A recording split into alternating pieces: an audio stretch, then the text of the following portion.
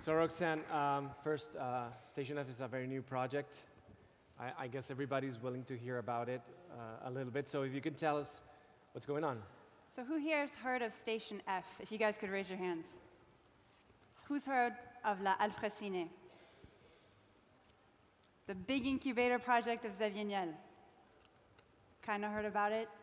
All right, so Station F is the new name for Mine Startup or La Alfresine, so we've changed names. And if you guys know Xavier Niel, he's a famous entrepreneur and investor in France, and he's funding this project to build the biggest startup campus. We used to call ourselves an incubator, now we call ourselves a campus in the world.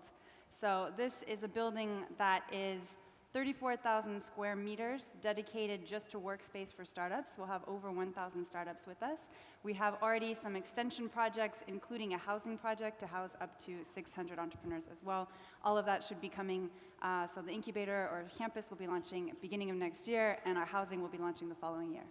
Okay, so workspace and living space looks like real estate. What makes this different from anything we've heard? It looks like real estate. It is in many ways real estate, but it's adapted a lot to startup needs. We're looking at having a space that has every kind of service you can imagine that startups would need on site. A complete offer that has included both housing, living situations and work situations. It's kind of very unique in that respect. And obviously, we're also going to be playing our part in supporting the startups on site with our own type of programs. Is there an application process? Are you looking for something in particular? We haven't actually opened applications yet. That will happen sometime between now and the end of this year. But startups that are interested can go to our website, so that's stationf.co, and tell us that they exist and they're interested, and we get in touch with them. We've had several hundreds of startups tell us today. Is it closer to a rocket space model or a Y Combinator model? It's a mix of both. We will have both going on because YC's model is really interesting in that it's kind of ephemeral. You come for 3 months, you build your thing, you don't have to be housed. I don't think you can be housed on site. So we'll have a program that's a little bit similar in that respect into Rocket Space where you're actually in there working. We'll have a bit of both. It's a really big hybrid project. Okay, but where's the catch? Because I know your founder is driving everybody crazy. Every time he launches a project, he completely disrupts the industry. He does a thing completely in a different way. So why this thing that looks normal, how is this going to be very different and disruptive? Is it going to make things different after it appears? So I think in many ways there's a lot of stuff that we haven't communicated about, and unfortunately I can't talk about today, but I think in many ways we are already seeing some of the impact that it will have that's really disruptive. People say, aside from the size, what makes this space unique? And actually, I think as a result of the size, we're starting to see a lot more actors that normally don't care about tech or entrepreneurship coming, asking what's going on, trying to get involved, trying to contribute resources. And I think it's bringing entrepreneurship and tech to a different level in society, to be perfectly honest with you. I want to go to another part of the work that you guys have been doing as a group in the past by disrupting education. Tell us a bit about that. I particularly come from a very sensitive country. You know, Spain has a huge problem with youth work employment right now, probably like a lot of Southern European countries. And we probably have around 4 million unemployed people, but I think around 1 million digital job vacancies that cannot be filled. So how are you guys working with this? So actually, you're referring to Xavier's coding school, 42 or 42. We're completely different entities, so I don't work for them, but I can tell you obviously a little bit about them. They're a nonprofit organization, so they're not even part of our holding company. But in Paris, they started a few years ago with a program to teach 1,000 students to code for free. There's no application, you don't need credentials of any sort to go in. It's essentially, they do what they call a piscine. They're having people do a hackathon essentially for a week. The people who do the best can come and do the program. It's free. And you can essentially, there's no classes, so it's like you just show up, you do the courses, it's kind of, you learn by yourself, and you can stay as long as you want. And so that's been really successful. We're starting to see a lot of people coming out of that program that are getting hired kind of on the spot or launching their own programs. And he launched a branch of the school in Silicon Valley which I think will probably make an even bigger impact just given the price of education in the Yeah, US. he said a number, right? What did you say? I don't know exactly, but over there it's free as well. And so I think people are still struggling to kind of wrap their head around how can education be free. And so that school is also going to have about, I think it's 1,000 students that they have over there as well. And what do you think the connection of large corporations with this startup community is going to become? Because we've seen completely close relationships to evangelists, to internal incubators, to corporate VCs. None of them kind of work, but things are changing. I don't want to say none of them work, because I actually don't think that's true. I obviously, prior to this, I was at Microsoft. We had things that worked and things that didn't work. I think the problem is that you see a lot of people just doing things for the sake of saying things that they do things with startups. They're not actually providing a ton of value. They're not doing things that are actually relevant to the startup. Essentially they're using startups as their market, a small business market. And that's where I think it struggles. But I have heard a couple of really interesting stories. I can't actually cite them here because some of them are confidential, but of corporations actually investing and really doing things very, very differently. And they don't necessarily communicate about them, but they're able to really help small startups build. And do you think large corporations in France are changing their behavior towards the startup community? There are some, I think, that are doing it better than others. I don't want to bash anybody on the head, but for example, when I started working on this project, I received literally every single bank that wanted to open a fintech accelerator. And when I would ask them, like, how is this program different? All they could tell me is, well, the name of this bank is different than that one. And that's not providing any value to anybody, so. So I'm going to also call Elena to come join us a little later, but I wanted to finish this segment with you, telling us what you would expect, or what would you dream to accomplish with this new project in the next 4 or 5 years? Wow, that's hard. So already just within the next year, I would love to open our space. I think people ask me, are we going to have trouble filling it? I really don't think we are. We have about 10 startups per day that contact us from different places around the world. My dream with this project, though, is really to give kind of an international flair to the French ecosystem. And I think this project definitely has the potential for that. I think we're starting to see France's ecosystem really rise. I read some studies recently that said in terms of the number of rounds of funding raised, France is ahead of both Britain and Israel, which is, to me, just like blows my mind.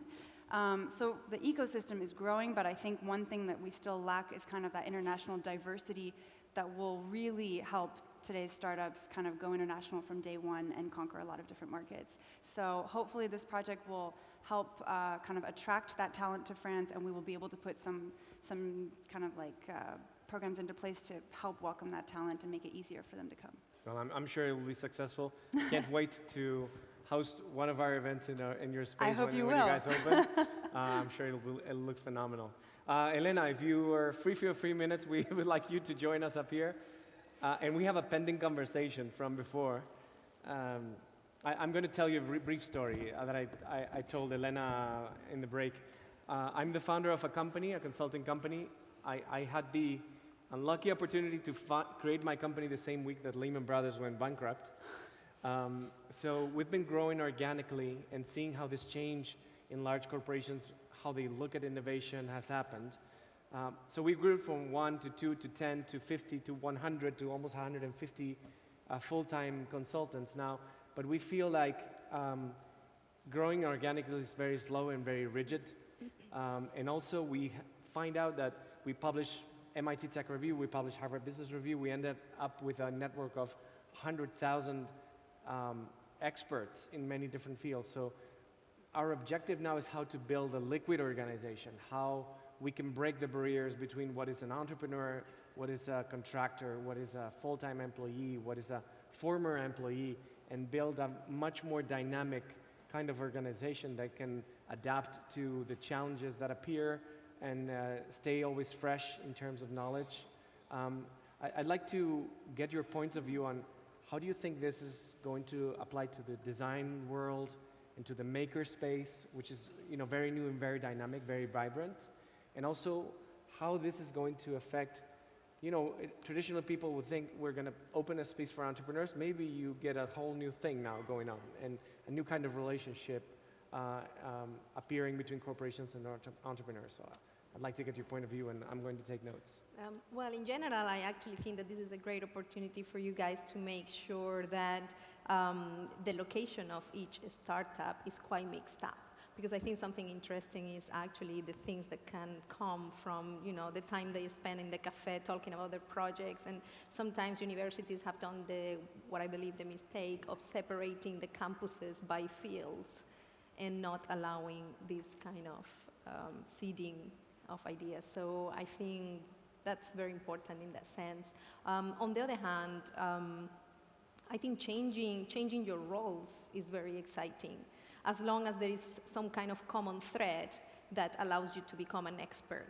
So what I like of working in open teams that they change is that challenging thing of there is always something new, someone new.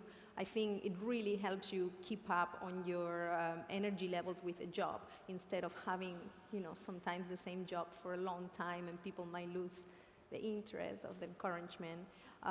So I just think that we need a lot of testing, but I think it has a lot of potential to keep you engaged and challenged all the time. That's what I love of my work, that I'm constantly challenged and growing.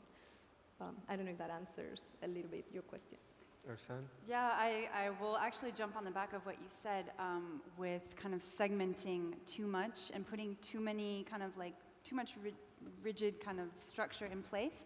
I think that's definitely something that can actually hinder a lot of the time creativity, and so that's something that we're trying to avoid. I see a lot of startups saying, I need to be with other startups from my vertical. I need to, go to events that only concern this topic. And I think you definitely have a point. And I think definitely, given the size of our space, we cannot limit ourselves to kind of one area. And we've had a couple of different partners kind of sign on to our space.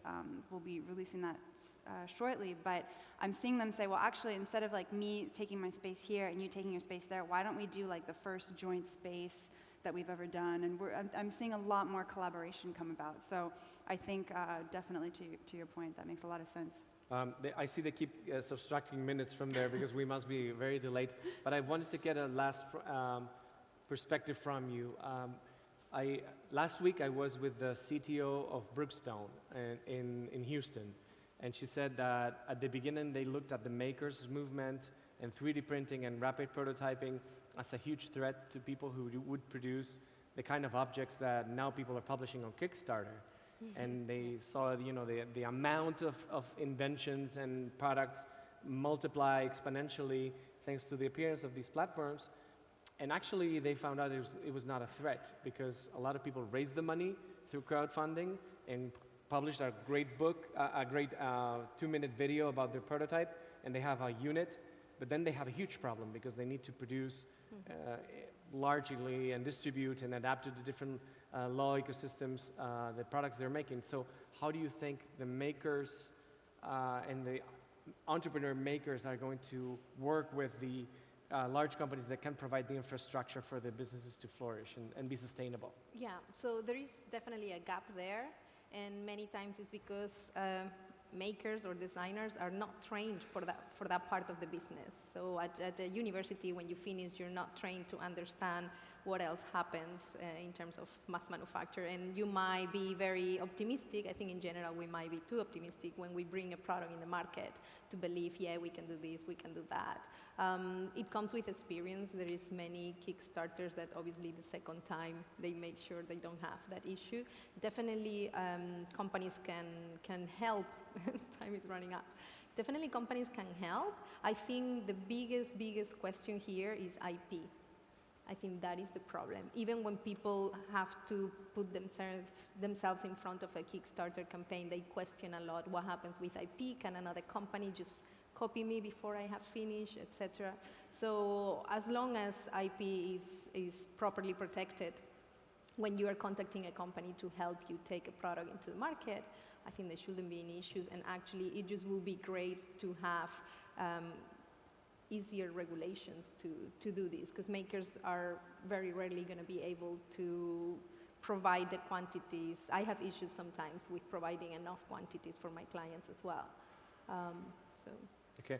One, if you can say in 140 characters, what would you be your last tweet? A piece of advice for corporations who want to work with entrepreneurs better. For corporations who want to work with entrepreneurs better, I think actually I have seen it work best when they're not trying to go for volume. When there's someone internally that really wants to help a particular startup and they do it well and they do it all the way to the end, I think that's when it's been really successful. And that's also when you have a story you can tell that really inspires people, and I think a lot of big corporations are looking for that story. So actually, I think a lot of the time they launch big kind of wipe-out programs to touch as many startups as possible, but taking one startup really, really far, I think, is very, very meaningful. Like start small, pretend you care, yes. and then scale. Say you care, but help one guy. Elena, your last words. I think staying committed to a startup, but obviously that's a big choice. It's a big investment to say, okay, we're going to focus on these and what happens with everyone else. In general, I have had the experience where contacting with a new idea some big brand, it's scary, but this is just because big brands have, unfortunately, these stories about them, about, oh, they're gonna rip you off, they're gonna, ignore everything and just take your idea. This still happens. Big companies don't sign NDAs. They are just like, why will they sign an NDA? So there is still these issues where you believe larger corporations might not respect so much smaller ideas, but I think that's changing because actually it looks very positive for a large corporation to support a startup. This is now almost a marketing tool. So I think to take advantage of that and make it all very public and just make the most out of it to see that you are supporting the next generation. So for a corporation, win-win. it would be something like build a reputation that you respect entrepreneurs' space and rights, and then you'll be able to work with more people. I have an example from EDF, actually. Yeah, EDF has just opened an award for educational products, something I'm going to be involved in, and this is great, and they promote it. They help startups in London a lot. So. Thank you both. You want to add something? Can I add something? Because I'm just like looking around the room and I don't want to pick on people that are wearing a suit, but also I think there's a culture gap sometimes that I feel between corporations and startups. And so you'll do a meeting and people will come from a corporation, like 4 or 5 people, and they're all wearing suits, and and then you have an email follow-up that you get like a week later, and you don't have another meeting for like another 2 months. So I would encourage corporations that are working with startups to kind of talk the startup lingo and act like a startup a little bit more. Fake it till you make it. Yeah, fake it till you become it. Thank you both. Thank you. Thank you.